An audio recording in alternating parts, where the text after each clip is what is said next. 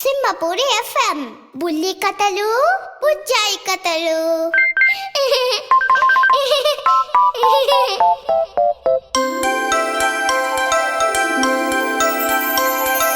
చిన్ని పిల్లలు చిన్నారి పిల్లలు ఆడి పాడి పచ్చని వేళ మంచి మాటలతో చక్కగా హలరించి బుల్లి కథ వింటారా ఈ వేళ. వింటాం సింహపూరి ఎఫ్ఎం బుల్లి కథలు బుజ్జాయి కథలు.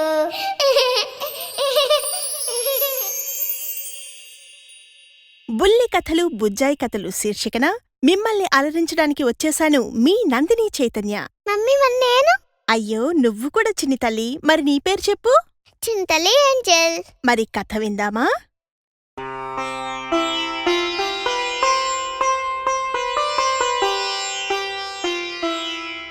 చిన్ని తల్లి, నిన్నటి కథలో దమనకుడు కరటకునికి కుందేలు సింహం కథ చెప్పాడు కదా, తర్వాత ఏం జరిగిందో ఇప్పుడు విందాం. అలాగే మమ్మీ. దమనకుడు చెప్పిన కథకు కరటకుడు భలే భలే బాగుంది కథ, కుందేలు బాగా ఆలోచించింది కదా అని అన్నాడు. అదే కుందేలు సింహం కథలా ఆలోచించే పింగళకుణ్ణి సంజీవకుణ్ణి విడదీయాలి. అసలా సంజీవకుణ్ణి చూసుకునే కదా నన్ను దూరంగా పెట్టింది. ఆ సంజీవకుణ్ణి దూరం చేస్తే రాజు నాకు దగ్గరవుతాడు. ఉపాయం ఆలోచించాలి. ఏం చెయ్యాలప్పా అంటూ ఆలోచించసాగాడు దమనకుడు. కరటకుడు కళ్ళు మూసుకొని ఆలోచనలో పడ్డాడు.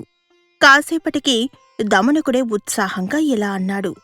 పింగళకుడి దగ్గర గతంలో కాటకం పాటకమని 2 నక్కలుండేవి. ఏమైందో ఏమో వాటిని తరిమేశాడు పింగళకుడు. ఇప్పుడు వాటితో కథ నడుపుతాను చూడు అని బయలుదేరాడు. క్షేమంగా వెళ్ళి లాభంగారా మిత్రమా అంటూ కరటకుడు కేకేశాడు. మమ్మీ మరి నువ్వేమో డాడీ బయటికెళ్ళేటప్పుడు క్షేమంగా వెళ్ళి క్షేమంగా రండి అంటుంటావే. అన్నీ భలే గమనిస్తావు నువ్వు. నాన్న క్షేమంగా వెళ్ళి క్షేమంగా రావడమే మనకు కొండంత లాభంతో వచ్చినట్టు. మరి లాభం? నాన్న మంచితనానికి లాభం ఎప్పుడూ నాన్న వెంటే ఉంటుంది, సరేనా? Okay mummy. దమనకుడు తోక ఊపుకుంటూ ముందుకు నడిచాడు. పాటకం కాటకం నక్కలతో కథ నడుపుతానంటూ పింగళకుడి దగ్గరకు బయలుదేరిన దమనకుడు ఆలోచిస్తూ ముందుకు నడిచాడు. పింగళకుణ్ణి చేరుకొని నమస్కరించి దిగులుగా నిల్చున్నాడు. దమనకుడు దిగులుగా ఉండడాన్ని గమనించాడు పింగళకుడు. అప్పుడు ఇలా అడిగాడు. ఏమైంది? ఎందుకంత దిగులుగా ఉన్నావు దమనకా? అప్పుడు దమనకుడు, ఏం చెప్పమంటారు మహారాజా, పొరపాటు చేశాను, పెద్ద తప్పే చేశాను, అందుకే బాధపడుతూ ఉన్నాను అన్నాడు. నాంచకుండా ముందు విషయానికి రా అని పింగళకుడు విసుక్కున్నాడు దమనకుణ్ణి. వస్తాను కాని మీరు నన్ను క్షమించాలి అని దమనకుడు అడగగా, క్షమించాను, చెప్పు ఏం జరిగింది అని పింగళకుడు అడిగాడు. అప్పుడు దమనకుడు ఇలా అంటున్నాడు. చెప్పడానికి నోరు రావడం లేదు మహారాజా, కాని చెప్పక తప్పదు. మన కొత్త మంత్రి సంజీవకుడి ప్రవర్తన ఏం బాగోడం లేదు. మునిపటిలా లేడు, బాగా మారిపోయాడు. ఇదివరకు మీరంటే ఎంతో భయంతోనూ గౌరవంతోనూ ఉండేవాడా? ఎప్పుడు మిమ్మల్ని పొగుడుతూ ఉండేవాడు. మేము మిమ్మల్ని పొగుడుతున్నప్పుడు ఆనందించేవాడు కూడా. కాని ఇప్పుడు పూర్తిగా మారిపోయాడు అని అన్నాడు. సంజీవకుడా? ఈ విధంగా మారిపోయాడా? ఎందుకు? అసలేమైందో చెప్పు అంటూ ఆరా తీశాడు పింగళకుడు. ఏ విధంగా అంటే, తను మిమ్మల్ని పొగడడం మానేశాడు. పోనీ మేము పొగుడుతూ ఉంటే పట్టించుకోవాలి కదా, అదీ లేదు. ఎందుకిలా మారిపోయాడో నాకు అర్థం కావడం లేదు మహారాజా. మొన్నీ మధ్య మా స్నేహితులు కలిశారు. వాళ్ళు చెప్పారు, మన సంజీవకుడు కొలువు నుండి తమరు పొమ్మన్నారు చూడండి కాటక పాటకాల్ని, వారితో జతకట్టాడట. ఆ మాటలకు పింగళకుడు, అవునా, సంజీవకుడెందుకు అలా చేశాడు అని అడగగా, అప్పుడు దమనకుడు మళ్ళీ ఇలా అంటున్నాడు. అవును మహారాజా, ఈ సంగతి అడవిలోని అన్ని జంతువులకి ఎప్పుడో తెలుసు. నాకే ఆలస్యంగా తెలిసింది. తెలిసిన దగ్గర్నుంచి చాలా బాధపడుతున్నాను. నాకు ఇప్పుడు చెప్పారు. మీకెప్పుడూ తెలుసు కదా, మరి రాజుగారికి ఈ సంగతి ఎందుకు చెప్పలేదు అంటే సంజీవకుడు అంటే భయమన్నారు మన వాళ్ళు. నేనైతే చావుకు తెగించేశాను మహారాజా. సంజీవకుడు నన్నేం చేసుకుంటాడు చేసుకొని ముందీ సంగతి రాజుగారికి తెలియజేయాలనుకున్నాను. అందుకే చెప్పేశాను అన్నాడు దమనకుడు.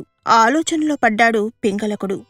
తన మాటలు నమ్మడం లేదేమో ఈ అనుమానం కలిగి దమనకుడు నమ్మకపోతే మొదటికే మోసం వస్తుంది, ఏదో ఒకటి చెయ్యాలి అని అనుకొని ఇలా అందుకున్నాడు. అంతలోనే, నా మాటల మీద మీకు నమ్మకం లేకపోతే ఓ పని చేయండి మహారాజా, కొలువులో ఎవరినైనా పిలిచి అడగండి, నిజం తేలుతుంది అని అన్నాడు.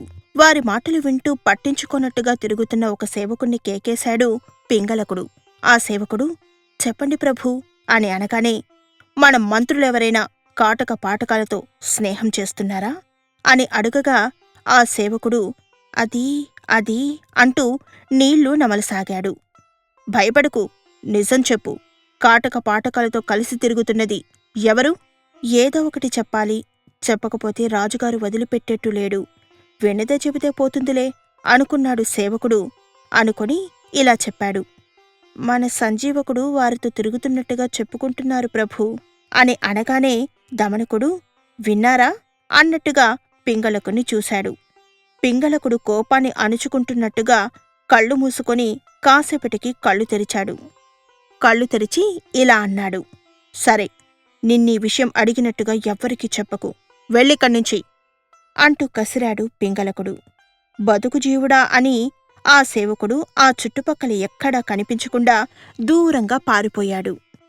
శత్రువులతో జతకట్టిన వాడిని చచ్చినా నమ్మకూడదు, సంజీవకుణ్ణి ఇక నమ్మొద్దు ప్రభూ అన్నాడు దమనకుడు.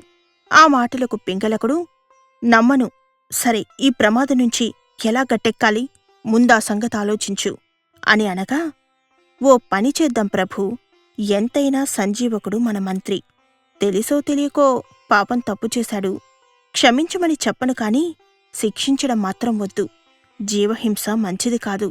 అందుకని ఏం చేద్దామంటే సంజీవకుని పిలుద్దాం, తను చేసిన తప్పేమిటో చెప్పి మందలించి మంత్రి పదవిలోంచి తీసేద్దాం.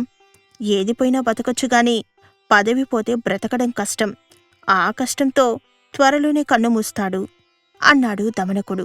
ముందు కాళ్లమీద తలనుంచి మౌనం వహించాడు పింగళకుడు. ఎలాంటి సమాధానం లేదు అతని దగ్గర్నుంచి. ఏమంటారు ప్రభూ, చెప్పండి అంటూ రెట్టించాడు దమనకుడు. అప్పుడు పింగళకుడు, సరే, అలాగే చేద్దాం, నువ్వు చెప్పినట్టుగానే చేద్దాం, కొలువు నుంచి సంజీవకుణ్ణి తొలగించడమే మంచిది అని అనగా, నేనేదో చెప్పాను, మీరేదో విన్నారు, విన్న తర్వాత ఈ నిర్ణయం తీసుకున్నారు, ఇది ఎంతవరకు సబబు ఆలోచించండి, మనం తొందరపడి ఈ నిర్ణయానికేం రాలేదుగా అని దమనకుడు మెల్లగా సన్నాయి నొక్కులు నొక్కాడు. అవునవును, తొందరపడలేదు కదా అనుకున్నాడు పింగళకుడు. కళ్ళు మూసుకొని ఆలోచించసాగాడు. దమనకుడు అది గమనించి ఇలా అన్నాడు, గట్టిగా ఓ నిర్ణయానికి వచ్చే ముందు 10 మందిని సంప్రదించడం మంచిది. 10 మందిని అంటే 10 మందిని కాదు, 10 మంది పెట్టు ఎవరినైనా సంప్రదిస్తే మేలేమో అనిపిస్తోంది అని దమనకుడు అంటూ ఉండగా పింగళకుడు ఇలా అన్నాడు, నిజమే, కాని ఎవరిని సంప్రదిస్తాం, ఎవరిని సంప్రదిస్తే బావుంటుందంటావ్ అని అడగగా, ఇదే అవకాశం అనుకున్నాడు దమనకుడు. ఇలాంటి అవకాశాన్ని వదులుకోకూడదనుకొని కరటకుణ్ణి కొలువులో చేర్చడానికి ఇంతకంటే మంచి అవకాశం దొరకదు అనుకున్నాడు. అనుకున్నంతనే ఇలా అన్నాడు, మహారాజా, మీరు మరోలా అనుకోనంటే మన కరటకుడు ఉన్నాడు కదా ప్రభూ, వాణ్ణి పిలుద్దాం, మీరంటే వాడికి చాలా ఇష్టం, పిలిస్తే వస్తాడు, వాడితో సంప్రదిద్దాం, తెలివైనవాడు కదా, బాగానే చెబుతాడు అనగానే, అయితే కబురు పంపండి అన్నాడు పింగళకుడు. అన్నదే ఆలస్యం దూరంగా ఉన్న సేవకుణ్ణి కేకేశాడు దమనకుడు. కరటకుణ్ణి పిలుచుకురమ్మన్నాడు. చివరికి కరటకుడు పింగళకుణ్ణి చేరుకున్నాడు. వస్తూనే కరటకుడు రాజుగారికి పడి పడి దండాలు పెట్టాడు. ఆజ్ఞ అంటూ విషయం చెప్పండన్నట్టుగా చూశాడు. జరిగిందంతా చెప్పుకొచ్చాడు దమనకుడు కరటకునికి. మంచి సలహా కావాలి, నువ్వే చెప్పాలి మిత్రమా అని అడిగాడు దమనకు. ప్రభువులు, వారికి సలహా నేనేమివ్వగలను, కాని మంత్రిగా నాకు తోచింది నేను చెబుతాను, చెప్పకపోవడం నేరం కూడా. రాజద్రోహం చేసిన వాణ్ణి బహిష్కరించాల్సిందే, బహిష్కరించకపోతే మరింతగా పేట్రేగిపోతాడు. శత్రువులతో కలిసి రాజుకి మరింత హాని అయినా చేయగలడు. అలాగని చూసి చూడనట్టుగా ఊరుకుంటే మాత్రం మరీ ప్రమాదం అని కరటకుడు అంటూనే రాజుకి ప్రాణాపాయాన్ని తలపెట్టినా ఆశ్చర్యపోనక్కర్లేదు. అవును దమనక, అందుకే అంటారు మంచి ప్రవర్తన కలిగిన వాణ్ణి కొలువులోకి తీసుకోవాలి, దుష్టుణ్ణి ఎప్పుడూ ప్రోత్సహించకూడదు అని. ప్రోత్సహిస్తే చాలా ప్రమాదం.